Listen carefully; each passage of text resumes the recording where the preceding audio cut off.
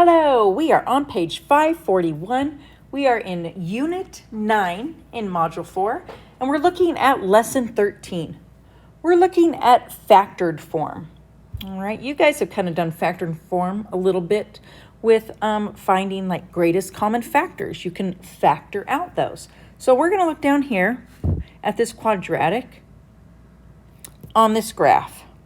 All right, and if you notice right here, it has two x-intercepts of a -2, so that's -2, 0, and 3, 0. Then, on the left-hand side, they say, on the right is a graph of the equation y equals 6 times x minus 3 times quantity x plus 2. It's also a graph of, and then look right here, this original equation is on the graph, but some of these down here, maybe even all, are also equations of the graph on the right-hand side. How is that even possible? That's what they ask. How is this possible? So let's just look right here. If I wanted to find the x-intercepts, isn't our y value 0? So that's like a 0 right here. So I could set 2x minus 6 equal to 0. Take the 6 to the other side. 2x, I'm running out of room. X equals 3. Oh, look at that. Woo! Isn't that one of our intercepts? It sure is. And then look at this one. If I set 3x plus 6 equal to 0, take 6 to the other side. 3x equals a -6. X equals -2. Oh my goodness, look at that. Isn't that my other one? Yes. If you did that to all of these equations, you would find they all have the exact same x-intercepts. So once again, how is that possible? Take a look at all the different numbers they've used. Do you notice that some of these numbers repeat? I'm seeing a lot of 2s, seeing a lot of 3s. Here's a 6. There's even a 9 down here. Oh, look, I found a 4. Do you all notice that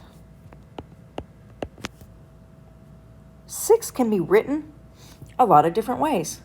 6, another way of writing the number 6 is 2 times 3.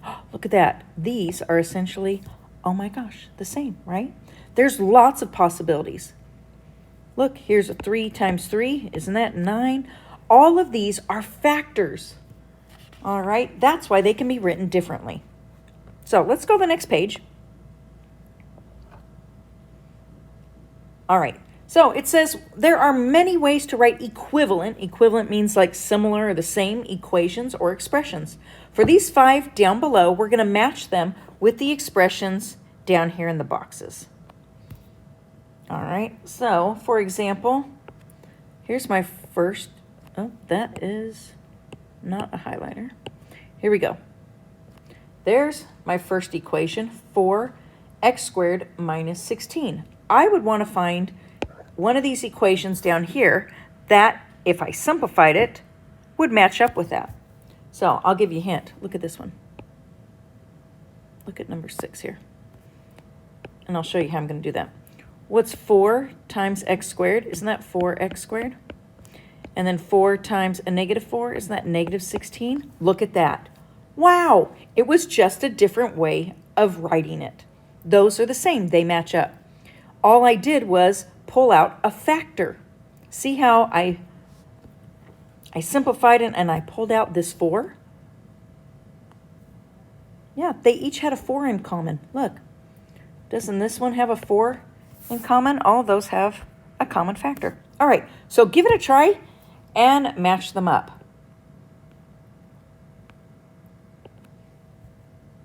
Pause the video. When you come back, you should have noticed, oh, look, 12 also matches with letter A. All right, my next one I did in yellow here. So B matches up with 2, 7, and 11. All right, C matches up with 1, 4, and 13. D, right here, matches up with these factors, 3, 8, and this expression down here, which leaves my last one. E would be 5, 9, and 10. All right? So you can kind of go back and forth. You can distribute to check it out, or you can look and see what do they have in common and factor that out. That's what we're going to do on the next page. On page 543, dun, da, da, da, it says we are looking for the greatest common factor, or GCF. All right, so for example, here's the example. 15x squared minus 25x. They both have 15 and 25. 5 can go into both of those. And then this has 2 x's, this has 1x. So hey, the most they both have would be 1x in common. If I factor that out, divide it out, pull it out, you hear lots of different ways of saying it, what would be left over is this 3x minus 5. Okay? All right, let's go on. So let's look at number 4. Number 4, for example, let's see what do they have in common. Well, 12 and 36 are both divisible by 12. And then this one has an x, but this one does not. So I can't factor out any variables, no x's. I can just factor out a 12. And then in parentheses, I'm going to write what's left. If I factor out or divide out a 12, I have 1x squared left. You can put a 1 there, but you usually don't see that. And then I have minus. And then if I divide out 12 from 36, I have 3 left over. You could even check it using the box area method here. Check this out. All right, if I pull out a 12 from, let's see, x squared minus 3. Look at that. If I multiply these, x squared times 12 is 12x squared. A negative 3 times 12, is a negative 36. Isn't that what we started with right here? Yeah. So lots of ways to kind of see it for your brain, okay? Go ahead and find the greatest common factor for number 5. Number 5, you should have noticed they each have a 3 in common, and they both have 1x that I can factor out. All right, if I pull out or divide out a 3x, I'm left with 3x plus 5. This is how you can check your work. Distribute. And look, is that what we started with? It sure is. So I know, check, I did it right. That's the best way to check it. Or you could check it using the little box area method, whichever way you prefer. Distribute or box area. All right, let's try number 6. Watch out for number 6. This is something different here. They both have an 11 for the greatest common factor, so I'm going to factor out an 11. What would be left would be a 2x squared, and this is what you need to watch out for. We now have a minus, a negative. And, this is interesting. A lot of people, when they factor out the 11, they're like, oh, there's nothing left, and so they don't put anything here. They put like a big 0. That won't work if you distribute it back out. Watch. If you distributed that, you wouldn't end up with what you started with. So this is definitely not right. All right, you need a 1 there. Now try to distribute it to see if it is correct. 22x squared and then minus 11. Ta-da, it checks out. You need that placeholder, that negative 1. All right? Okay, let's practice these. I'm thinking, let's see, I'll highlight. Let's try 7. 7. Try that one on your own. Definitely do 8. Look at 9. And then, I think 11's a good one. And whoa, look at the last row. We've got, instead of binomials, we have trinomials. So I'll help you out with 13, and then you are going to try 14. Here we go. What does 2, it's a negative 2, a negative 6, and a 4 have in common? They all are divisible by 2, so I can pull out a 2. The other thing I want you to make sure you write this down. If your first term is negative, your A term, you need to factor that out. Simplified math always has like the first term when you're factoring. They want it to be positive, so get in the habit of factoring out the negative. All right, if I pull out a negative 2, factor out a negative 2, I'm going to have to write real small. I'm left with x squared plus 6x minus 2. Look at that. If you're like, what? How did she get those signs? Distribute, double check. Negative 2x squared minus, look at that. Good thing I checked. It's definitely not a 6. It should be plus 3. Now let's see if that's right. Does that work? A negative? Yes, it does. See? Good to check. And then I got plus 4. Oh, look at that. Always check. That's a great one. All right. Go ahead right now. Try 7, 8, 9, 11, and 14. Pause that video.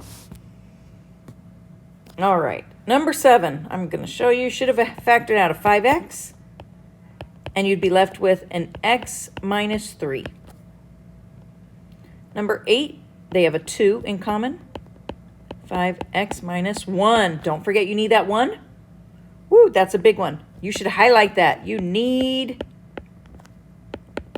the negative 1. Or if you distribute, it's not going to work without it. All right, number 9. They have, oh my gosh, they have nothing in common. This is not factorable. Yep, can't do it. All right, let's go to number 10. All right, they both have a 3 in common, but watch out. The first term is negative, so I'm going to factor out a negative 3.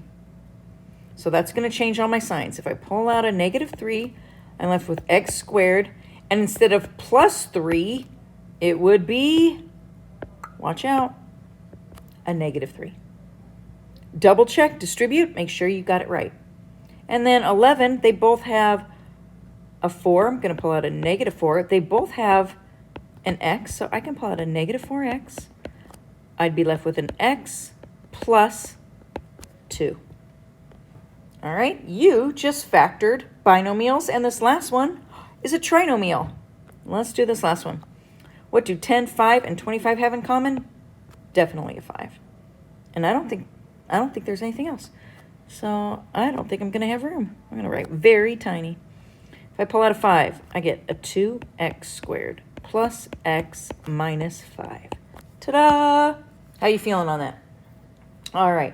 Turn to the next page. Remember how we did the box area method up here? And we've been working on that. They're going to use, look at this, the box area method to show us factoring. So this big blue square is an x by x, so it's x squared. This is a 1 by 1, length times width.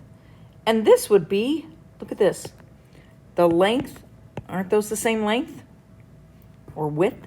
And then tall, the height, it's a 1. So a x by 1, length times width, you get an x box, an area, right? Okay, here we go. So right down here, I have, this is an x squared. This is an x squared. These are all x's. Woo! And these are 1s. All right, so it says right here, the tiles for these are shown below. Look at that. All right. Where do you see the factors of 2x plus 1 and x plus 3? So let's take a look. If I do the length times width from here to here, what length is that?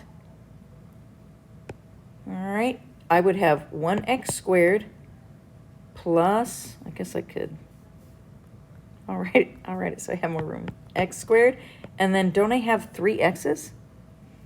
Plus 3x. That's close. This length right here isn't x squared. Isn't it an x by x? So really, this would be just x. And then I have 3 x's. Yep. Or 3 1s. Yep. Okay. And then let's look at this side right here.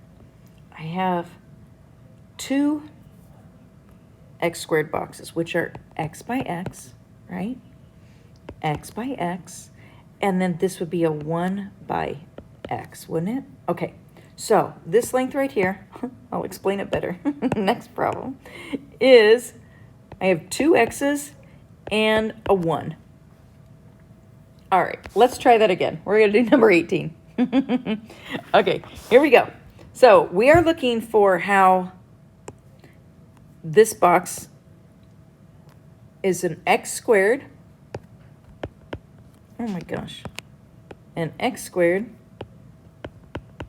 These are all 1 by x's, 1 by x's, and 1 by 1's.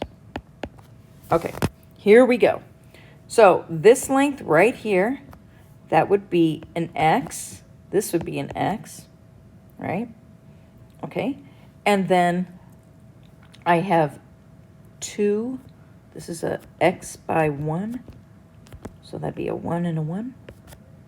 This would be a 1, a 1, a 1. Okay, so this length over here is x plus 3. This length is x plus 2. Those are the factors of this area method. Whew, I know it's a little weird.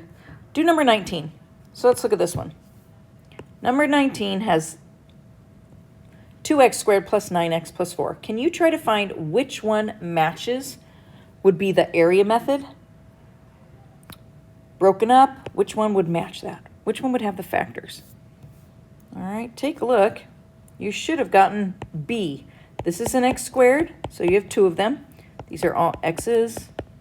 Oh my gosh, so that's 9 x's, and these are all 1's. Ta-da! So just kind of an area way to do it. Let's go to this side right here. All right, so here it is in standard form. Here it is factored. So you can kind of draw a picture of it. Doot, doot, doot, doot.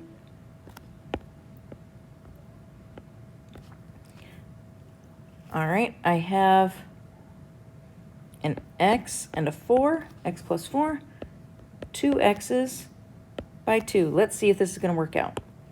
So I'd get 2x squared. Oh, look, that checks out. And then I would get 8x and 2x. Look at that. Does that get 10x? It sure does. And then a 4 by 2 is an 8. Ta-da! That's how we do it. All right, just try it a couple times here. What would this one work out to? You have 2x squareds. How many x boxes do you have? Those green ones? You have 9. And 4 little singles, right? Let's see what it would look like in factored form. I know I'm going to have, let's see what it's going to work out to. All right, here we go. So I want this to equal 2x squared. I want these to add up to 9x, and I want this to be 4, right? So let's figure out what it should be on the outside. All right, so if I want 2x squared, this has to be an x, and this one has to have an x and a 2, all right? And then let's see what else. What's going to get a 2x times what? So you're going to just kind of play with it. Let's see. If I make this 1 times x will get me 1. X, I need 8 more x's. So I have 2x times, how about, what's 2 times 4? Isn't that 8x? Those add to 9x, which is just what I wanted. So I have an x plus 4 and a 2x plus 1. I know, it's a little weird. It's a little different. Okay, let's try last one, number 21. We're going to draw a model for both of these, okay? So they're showing us how to go from standard form to factored form just by looking at it using the area box method, okay?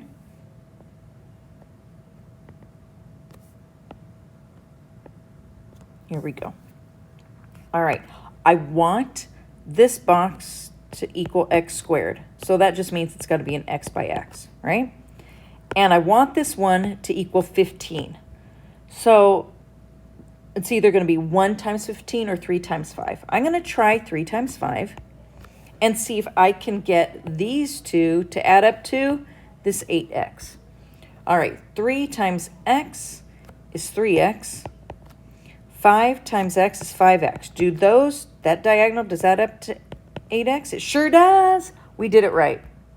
All right, so my final factoring would be x plus 3, x plus 5. That is factored form. You guys just factored it. All right, so give this one a try.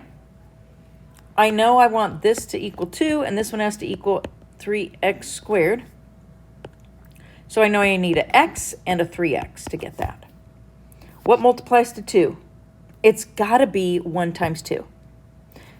Now, let's see if I can do this wrong, okay? If I do 1 here and 2 here, let's see if it works. That'd get me 6x, and this would get me an x. Those diagonals add to 7 x's. So that's not right, and that's okay. I did that on purpose. It's not a big deal. I'm going to show you. Always check it. Let's try the 2 here and the 1 here. See if that makes a difference, all right? So I would get 6x here. I literally just repeated the wrong thing, didn't I? Hold on. All right, come here. All right, let's try the 2 down here and the 1 here. Now we're talking. All right, so that would give me 3x. This would give me 2x. That diagonal, yes, that's what I wanted. I now have 3x squared plus 5x plus 2. So my factors are 3x plus 2 and an x plus 1. Ta-da! Factored form. You did it! Woo! So on tonight's homework, you're going to do just factor out. Look at this, right? Come here. Here, you're just going to pull out the GCF and then try some of the little box area methods. You got this.